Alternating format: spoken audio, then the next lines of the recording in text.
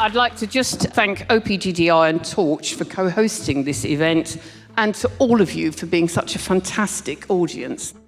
This gathering reflects beautifully Oxford's commitment to intellectual exchange across disciplines and cultures.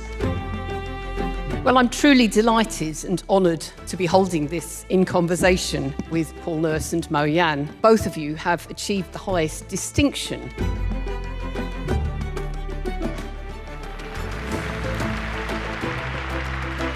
We simply cannot tackle and solve the great global challenges of our times without working respectfully across interdisciplinary divides. We try and solve problems that we have a passionate interest in, because the problems are difficult.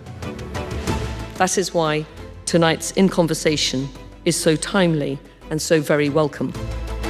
Oxford prides itself as a global convener of world-leading thinkers in both the sciences and humanities, as a place where ideas meet across disciplines, cultures and traditions, and action arises for the betterment of mankind, societies and the planet.